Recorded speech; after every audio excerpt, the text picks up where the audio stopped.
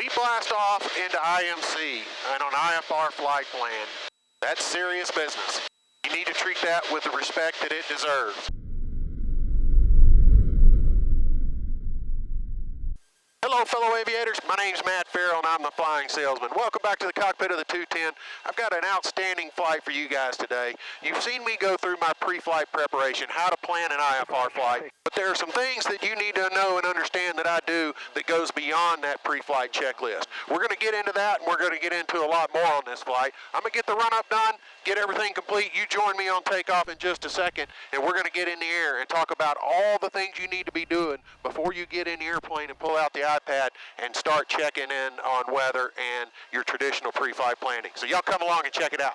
Jabbar traffic, Centurion 604 November is departing 36 Jabbar, be a right turnout to the east. If you've come along with me, you know the drill. Line up on the center line. Come to a complete stop. 30 inches of manifold pressure. Let that turbo lag. Red line, red line. Nice little gust there, 70 knots, gonna rotate. Positive rate, gears coming up. Get those Aeromock Wilco vents turned on, get a little air moving in here. A little more right rudder trim. Jabbar traffic, Centurion 604 November, right turnout, will be departing to the east. And power's coming back. Good afternoon, Wichita approach, Centurion 6048 November.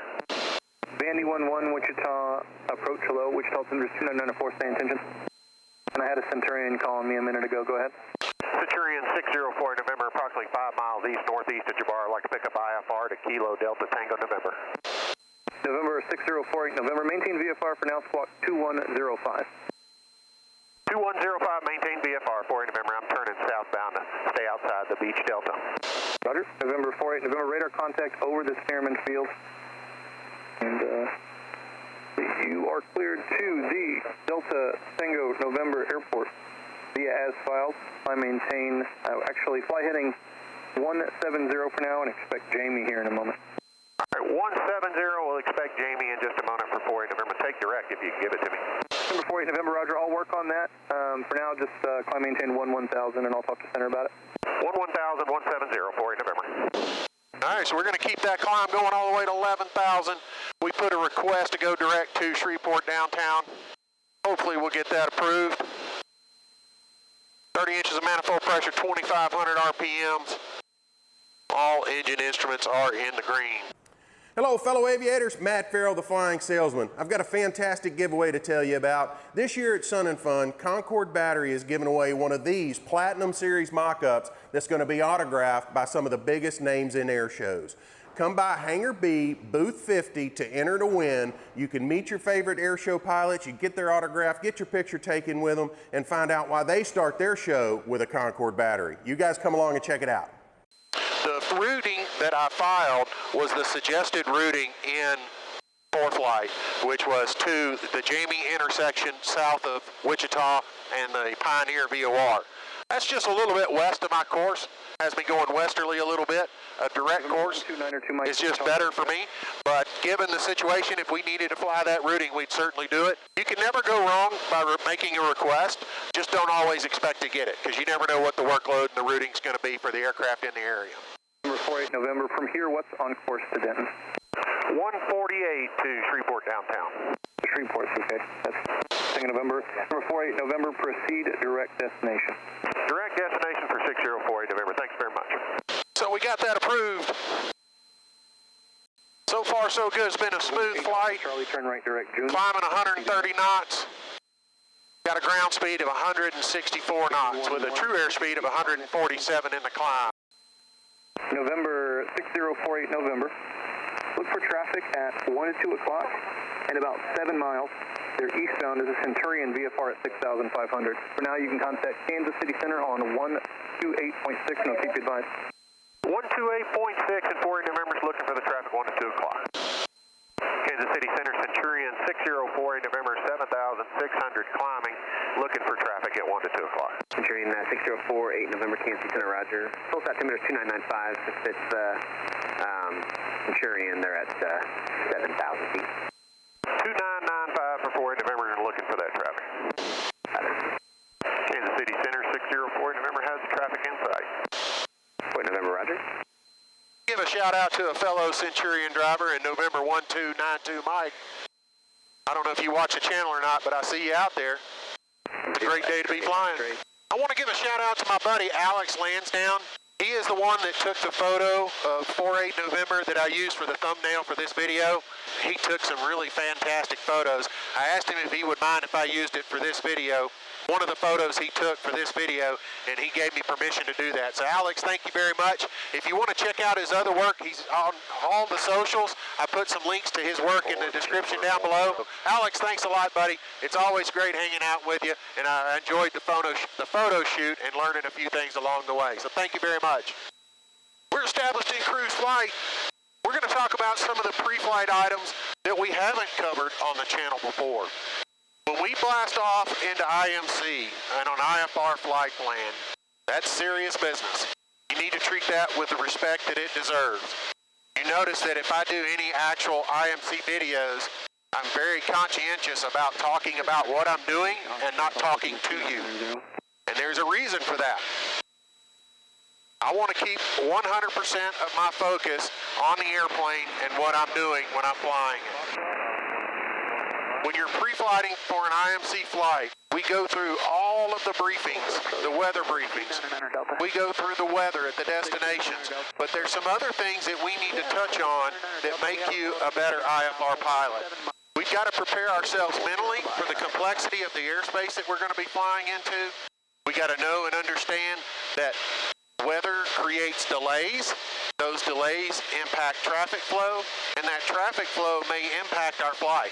We have to be ready for a hold at any time. You never know when other aircraft are going to be coming into the same airport you're coming into, and you're going to have to wait in line because they don't allow airplanes to be stacked as closely together on instrument flight plans as they do under VFR flight plans. One thing that we want to talk about on departure is it's a great idea to have the approach plate that you might use to make an approach back into your departure airport. You want that approach plate handy. If you take off, and let's say maybe you didn't follow all your steps in your pre-flight, you didn't double check this door and make sure that it was latched, and it pops open in flight, you're not going to want to make a 2-hour flight in IMC with the door open. You're going to have to come back around and land. So having the approach plate in your binder in flight for your departure airport is always a good idea. Hopefully you've set personal minimums for your flight and you're not departing an airport where the weather is already below your personal minimums. Before you take off on any flight, you need to set a standard for yourself as to what you are going to do, what your personal minimums are before you make that flight. For me, I'll depart my home airport at 800 feet. I want to land at my destination. My personal minimums are 1,000 feet. And that gives me cushion so that if I depart my airport and that's where my 1,000, and I have my 1,000-foot minimums, if I get there and the weather is deteriorated, hopefully it will not deteriorate down to below minimums. That's one of my big fears in the 210 because of the fuel capacity that we have. If we fly 2-3 hours into an IMC flight and we go and have to make that approach, oftentimes the region that we land, if the weather's bad at one spot, it's bad in the entire area. So we may not have the fuel to meet our IFR minimum fuel reserves, which if you'll recall, you use the 1-2-3 acronym. If an hour before to an hour after your arrival time at your destination, weather ceilings have to be greater than 2,000 feet or it's not and. The visibility has to be greater than 3 statute miles. If it's less than that, you have to file an alternate. The fuel reserves are 45 minutes beyond cruise flight to your destination to shoot the approach, go missed, normal cruise flight to your alternate, and 45 minutes on top of that. So you have to make sure that you plan your fuel accordingly. Additionally, if you're making those long flights, especially in these high-performance aircraft, depending on how you're loaded, you could find yourself arriving at your destination having burned off your fuel, and your weight and balance have shifted. You need to plan for your arrival and X-ray, turn left, right, hack. you need to plan for your departure and your arrival, weight and balance, because that can get out of limits on a long cross-country flight. It's something we have to pay attention to with the Cessna 210. As we load it, as it gets heavier, that loading chart, it vectors up and right, and we have to be aware of that. One of the tools that you can use in ForeFlight, go over to your maps, on your pull-down list and your overlays, scroll down here towards the bottom and make sure you select this ceiling. Have that graphic turned on, and that'll give you the ceilings in the area that you're flying in and also at your destination. So as you're getting closer to your destination, you can determine if your ceilings are falling below your personal minimums before you get there, and then that way you'll know you'll have to advise your flight plan to short stop early. And that's a simple call to air traffic control. They're going to want to know the reason why you changed your destination, and that's very simple. The weather's deteriorated below my personal minimums, so I'm going to stop short and wait it out here. Everybody appreciates you paying attention to and monitoring and enforcing your own personal limits. And that's a great way to do that, and a great way to monitor the big picture when you're flying in areas of solid IMC. When you're flying IMC, and this really applies to thunderstorms, you have to leave yourself out. Don't get to your destination airport and be out of fuel. Don't fly around thunderstorms and get yourself boxed in and not be able to get out of thunderstorms. The general rule of thumb is you don't want to fly downwind of thunderstorms. The reason for that being is the jet stream is going to shear off the top of those thunderstorms, and if hail is coming up the top, it's going to distribute that hail underneath that ample cloud of thunderstorms. It's a general rule to stay out of that area of that ample cloud. I found myself in that situation down in Florida. The afternoon thunderstorms were popping up. I had a window to get to my destination in between two thunderstorms. I didn't want to do that. Number one, it put me downwind of a thunderstorm, very close to it. And number two, I didn't want to get in between two thunderstorms and then it seal me off on the backside. I made it a point to go the long way around, go the long distance downwind and come around the backside because I was in coastal Florida. The storms were being developed from that onshore breeze, so all the storms were beyond the coast. My destination was on the coast, and the storms were between me and my destination. So I just did an end around. Yes, I went downwind of the storms, but I made sure I was a critical distance away and a safe distance away from that thunderstorm to be able to come around the backside and not get myself boxed in. I watched the radar the entire time, and I never would have gotten boxed in. I could have safely done that, other than the fact that I would have been downwind of that thunderstorm closer than I was when I did my end around. But that's a critical piece of aeronautical decision making that you're going to have to take into account when you're making these IMC flights. Some of the things that we need to go over and we need to check are even before the flight.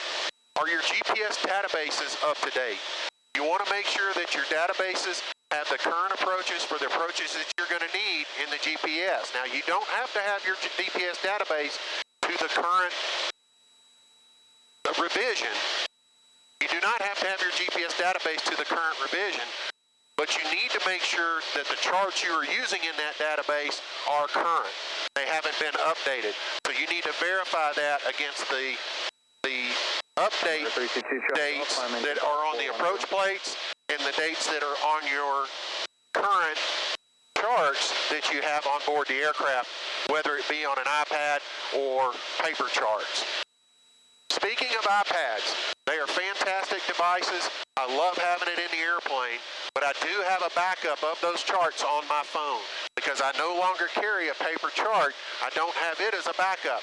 So I have my iPad and I also have my cell phone ready to go in the event that my iPad battery dies or it just outright fails. Something else we need to talk about that's often neglected is doing your VOR check. A VOR is going to become a critical piece of information if you find yourself in a situation where you don't have GPS. So make sure your VOR checks are up to date and make sure that ILS or localizer is working if you're going to be shooting the ILS or localizer approach. One of the most often overlooked pieces of equipment on your aircraft that plays one of the most significant roles in the safety of not only flying, but especially instrument flying, that's the health of your battery. I know so many pilots don't even think about their battery until they come out to the airport one day and the engine won't start. If you're going to take off into IMC, the battery, the main ship battery in your aircraft is not built just to start your aircraft. It's built to be a backup system and give you reserve power to help you get on the ground in the event of a power failure. So you want that battery operating at its peak performance when you're taking off and going into the IMC condition. We're going to talk a little bit about the state of charge on your aircraft battery, but I don't want that to be confused with the state of health. Just because your battery is charged doesn't mean that it's healthy. The way you can determine a healthy battery is you have to go through a capacitance check. It's recommended that you have your battery capacitance checked every annual. You need to talk to your mechanic about pulling your battery out and putting it on a tester and checking the capacity of that battery. There is a misnomer in the flying public that using those batteries or checking the capacity of those batteries, putting them under that heavy load and recharging them is detrimental to the battery, and that is simply not the case. Concorde has gone to great lengths to dispel that myth and torture tested these batteries by discharging and recharging these batteries in their factory settings, and there is no detrimental impact to the longevity of the battery by having a capacitance check. So take Concorde's recommendation and have that battery checked at every annual. One thing you can do to check your state of charge is access your battery and put a voltmeter on it and read the voltage of that battery with all of your systems off.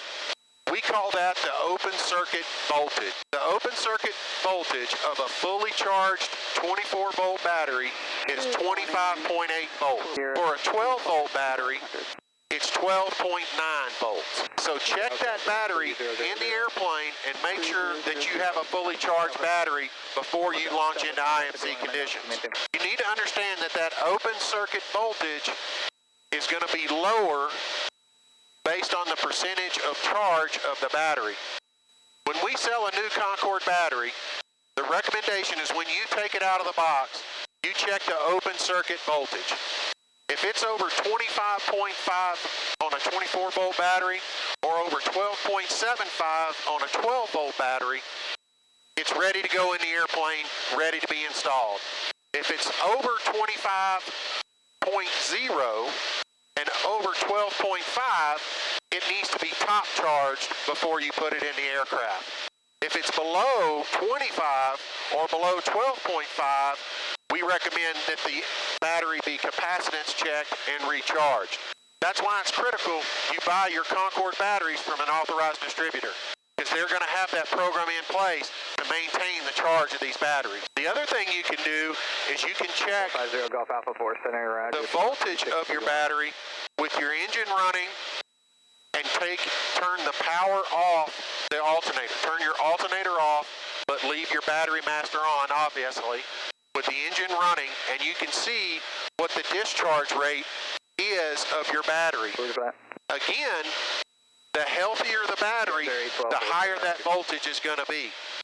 And when you need to understand that if you have a load on that aircraft, you're going to see lower than normal voltages. So don't be surprised if you have your equipment on and you're below that nominal voltage of 25.5 or 12.75. Another thing you should be doing, if you've never done it, you need to check your battery for a parasitic load. We see more problems with aircraft batteries from parasitic loads than almost anything else.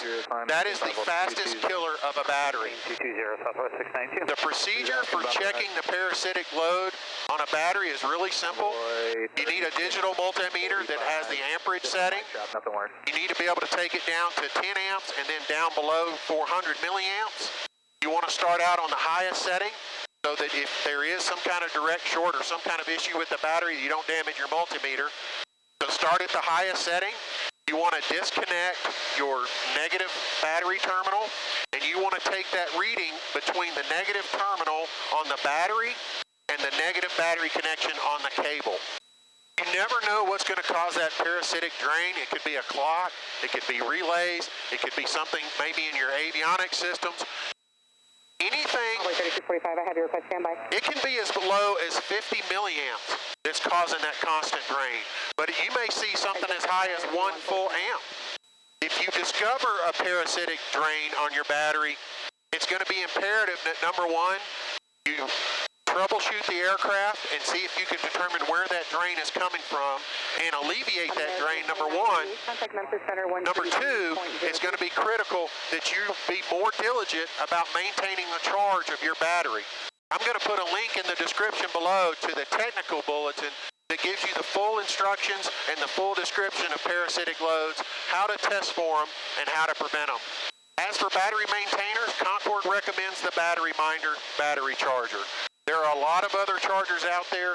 Yes, there are chargers that are less expensive, but Concord has worked exclusively with Battery Minder to create a charging profile that matches the optimum charging profile for both their 12-volt batteries and their 24-volt batteries. I myself, I use a Concord-specific Battery Minder in the Cessna 210. It helps extend the battery life of your battery. The recommendation is don't let it run for 24/7 unless you're in a situation where you have a significant parasitic load, but rather if your airplane is going to sit for periods of a time, you need to go out periodically and allow that charger to charge the battery up to full capacity and then take the charger back off of that battery. Another tip for you guys, that for those of you that have digital voltage meters in your airplanes, monitor that and see what the charge rate is coming out of your voltage regulator. Remember, it's your regulator that is controlling the voltage to that battery and charging it. There are different settings for the different temperature ranges that you're going to encounter when you're operating your aircraft battery. You need to take in consideration where it is in the aircraft. For me, it's right behind the engine underneath my cowling. Some of you, it's back in the tail, so your temperature ranges are going to be different. Take a look at this matrix that I have on screen right now and identify where your aircraft battery is located in the airplane and consider what the temperature of that portion of the aircraft may be. You're going to have to pay particular attention to in the summertime and the wintertime. You can see that the temperature range is different for the charge rate based on the temperature of that battery. So that's something else that's going to contribute and help you maintain the life of your Concord battery. It's really interesting. We get a lot of people who tell us about the longevity of their batteries. One of the things that we often hear is, my battery just failed and it's only 3 years old. The last battery I had was 10 years old. What did you do different? Why have you changed your process? Why am I not getting the same life out of my battery that I once got? The truth is, Concord has a very mature manufacturing process. They haven't made drastic changes to their manufacturing processes that are going to change the reliability of their battery. All they've done are made changes to make their manufacturing process more efficient for them to better serve the end user. What often can happen is sometimes the voltage regulators, they will drift, and maybe your charge rate has changed, maybe your storage conditions have changed, maybe you were using a maintainer before, whereas you're not we're not using a maintainer now. Maybe you've gotten a new avionics install, and you now have a parasitic load. That's something to consider. That's why using those tips and checking for parasitic loads, especially after an avionics install or it comes out of maintenance, is a good tip to ensure your battery health and get the longest life out of it possible. It's these little things along the way, these minor changes, that can have big results in the longevity and the life of your Concord battery. Concord goes to extreme lengths to make sure that you guys have the critical knowledge for maintaining and operating one of the most crucial systems in an IMC flight, and that's your aircraft battery. So make sure you go and check out the knowledge base link below and check all the resources available to you on concordbattery.com. The last thing we need to talk about before departing on an IFR flight is we need to talk about your mental state and your physical health. Make sure you are mentally prepared for tackling the challenges of an IMC flight. Don't go into it tired, don't go into it frustrated, don't go into it just having a wreck on your way to the airport. If you have some event like that, you really need to assess yourself and make sure you're prepared for making that flight mentally. The other thing that's going to come into play is your physical health. If you're on medication, if you're fighting a cold, if you're not feeling well, you really need to consider whether or not you're capable of making that flight. Any challenge above the norm that you encounter in IMC is going to make it exponentially harder. That challenge is going to be exponentially harder than if you had it while you were BMC. So make sure that you are ready for flight when you jump in the airplane. I hope these tips have helped you out. I hope you appreciate some of the details that we've gotten into on some of these subjects and some of these systems. If you have any questions or you have any comments, maybe there's something on your IMC pre-flight checklist that you've added. Share that down in the comments below. One of the things we're doing here is we're building a community where we share each other's tips and we help each other out. As I get these tips from you guys, I share these with you. Whether I make a short out of it or I include it in the next video, you guys are giving me a lot of great nuggets. Please share some of these things that you've come up with or some things you've added to your checklist that you feel like are critical to your flight. I'm going to get back to work here. We're going to start our descent into Shreveport downtown pretty soon. I hope you guys enjoy the landing. You come along and see how I do. Downtown's close to sea level, so 22 minutes out, we need to start it. Right now, we're at 23 minutes out. I've already started easing that power back a little bit, so we'll have a nice cruise descent. Doing 182 knots across the ground right now, so we're clipping along pretty good. That's why we're going to need to be as far out as we are for that descent. Fort Worth Center 604 November, I'd like to go ahead and start my descent for downtown. 6048 November, descend, pilot discretion, maintain 5,000.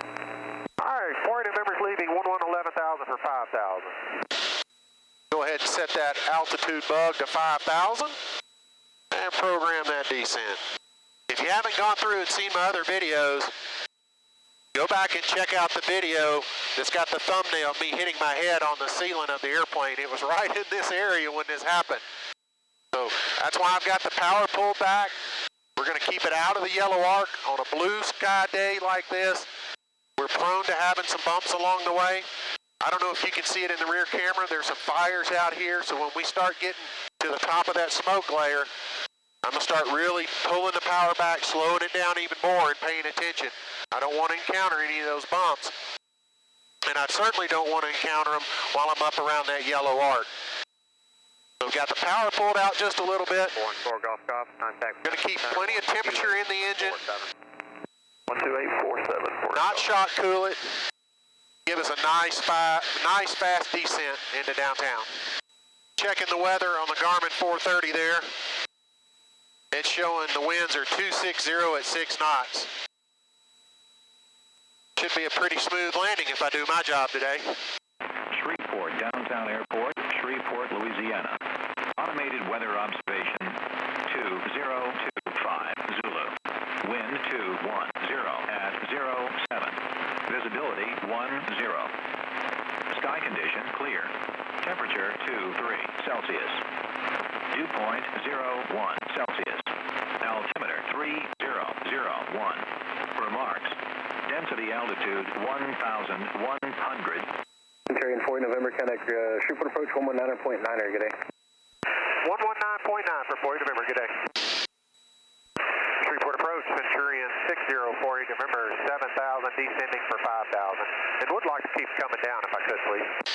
November 6048 November, Shreveport approach, downtown landing runway 14, wind 260 at 6, altimeter 29er, descend and maintain 3,100, fly present, heading for the visual runway 14. All right, we'll expect 14, descend, maintain 3,100 for the visual for 40 November.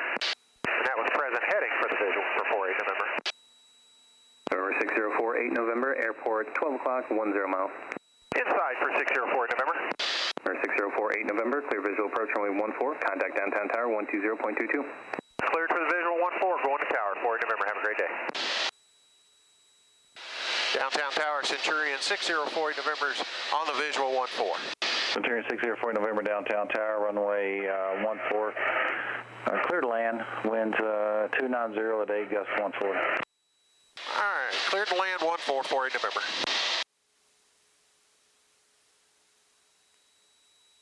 Centurion 4 November, runway 32 available if you prefer the winds kind of shifting a little bit, 290 at 8 to 14. Yeah, 290 at 8 to 14. I'll take 32 for 48 November. 604 November, roger. Change runways, enter on a right downwind of runway 32. Right downwind 32 48 November. Give me down through 0 Foxtrot, Papa. Make a short approach, runway 32, clear to land, winds 28010. Alright, short approach 32, clear to land, 0 Foxtrot Papa. And Centurion 40 November, just turn a little bit more to your right, extend your downwind, and be following a TBM, just approaching base lake for a short approach. All right, 48 November, I'll keep it inside the Air Force Base, and I'll let you call my base turn. How's that sound? Yes, sir. Just a little bit more to the west there. Stay out of Charlie Airspace, and then I'll let you know when to turn base. Appreciate it. You betcha, 48 November. 48 November has a TBM in sight. 48 November, roger. Follow that TBM. He's full stop, runway 32. You're clear to land. All right, 48 November's clear to land 32, number 2, and give him a few more seconds on that base turn. Yeah. And 48 November starting that base turn. Centurion 40 November, thank you. A little bit of ATC cooperation today. I delayed my turn to final intentionally. Create a little space between me and this guy. Start slowing it down to final approach speed. Get all my flaps in there.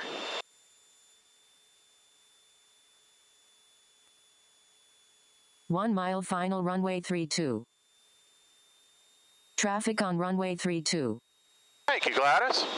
I'm at 85 knots, on glide path. Everything's looking good. Might have felt the wheels touch on that one. Welcome back to Shreveport, fellow aviators. I appreciate you guys coming along. I hope you guys enjoyed some of these tips, especially taking a deep dive on some of Concorde Battery's greatest tips and how they can help you in your instrument flight planning. We're trying to build a great community of pilots helping pilots here, and we appreciate you coming along. I look forward to seeing you on the next one.